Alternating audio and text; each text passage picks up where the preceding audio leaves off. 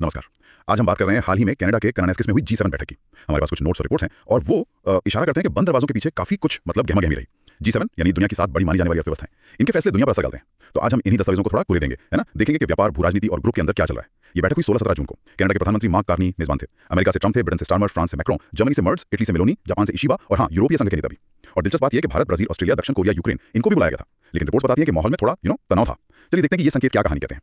शुरुआत करते हैं सबसे गर्मा-गर्म मुद्दे से, व्यापार और टैरिफ। अमेरिकी राष्ट्रपति ट्रंप ने ब्रिटेन के साथ एक डील तो साइन की, पर वो भी सीमित दायरे की। हाँ, मतलब रिपोर्ट्स कह रही हैं कि ऑटो पार्ट्स पर टैरिफ कम हुए, लेकिन कृषि उत्पादों पर नहीं। और ब्रिटेन के लिए ये अहम था ब्रेक्जिट के बाद। बिल्कुल, और ट्रंप ने फिर वही बात दोहराई कि टैरिफ अमेरिका के लिए फायदेमंद है। हाँ, और यहीं पर G7 के अंदर का जो टकराव है वो बिल्कुल खुलकर सामने आ गया। मतलब कनाडा और यूरोपीय नेता तो साफ तौर पर टैरिफ के खिलाफ थे। हाँ, और बाकी देश भी। वैश्विक मंदी की आहट भी तो है। सही कहा, बाकी G7 देश भी चाह रहे थे कि टैरिफ हटे। तो ये सिर्फ एक नीति का मतभेद नहीं लगता, ये तो वैश्विक व्यापार के नियमों पर ही एक तरह की बुनियादी असहमति दिखती है। इसका असर आगे देखने को मिल सकता है। बिल्कुल। अच्छा, अब आते हैं रूस यूक्रेन संघर्ष पर। ये भी एक बड़ा मुद्दा था। हाँ। यूक्रेनी राष्ट्रपति ज़ेलेंस्की भी पहुंचे थे। उम्मीद तो मदद की ही होगी। जाहिर है, लेकिन हुआ ये कि ट्रंप बैठक खत्म होने से पहले ही चले गए। हाँ, और वजह बताई गई रूस ईरान की स्थिति। सही, जबकि यूरोपीय देश तो रूस पर और कड़े प्रतिबंध लगाने की बात कर रहे थे। और ज़ेलेंस्की बेचारे ट्रंप से गुहार लगा रहे थे कि मदद जारी रखें। तो ट्रंप का ऐसे जाना ये यूक्रेन के लिए तो चिंता की बात है ही। हाँ बिल्कुल, और कुछ रिपोर्ट्स तो ये भी इशारा कर रही हैं कि ये G7 की एकजुटता पर भी सवाल खड़े करता है। मतलब अमेरिकी प्रतिबद्धता कितनी है, ये शायद ग्रुप के भविष्य के लिए ज्यादा गंभीर संकेत हो सकता है। और उनके जाने की एक और वजह भी बताई जा रही है, मध्य पूर्व का तनाव, खासकर इजराइल ईरान के बीच जो चल रहा है। ट्रंप ने ईरान को परमाणु खतरा कह के चेतावनी भी दी। यहाँ ये नोट करना जरूरी है कि वैसे तो सभी G7 नेता इजराइल के आत्मरक्षा के अधिकार का समर्थन कर रहे थे और गाजा में युद्ध विराम की बात भी कर रहे थे। हाँ, लेकिन ऐसे नाजुक वक्त पर ट्रंप का निकल जाना वो एक साझा एक मजबूत G7 प्रतिक्रिया बनाने की कोशिश को कमजोर कर सकता है।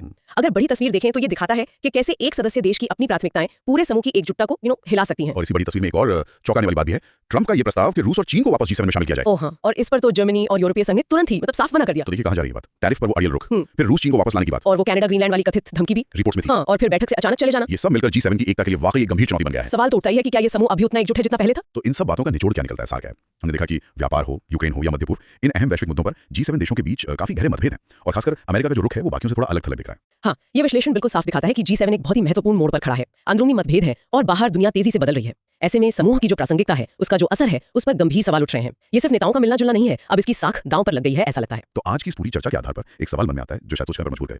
क्या G7 अपने मौजूदा रूप में जिस तरह से वो काम करता है, इन जटिल वैश्विक चुनौतियों का सामना प्रभावी ढंग से कर सकता है, या फिर वक्त आ गया है कि ये समूह अपनी जो बुनियादी बनावट है और दुनिया को देखने का जो नजरिया है, उस पर ही शायद पुनर्विचार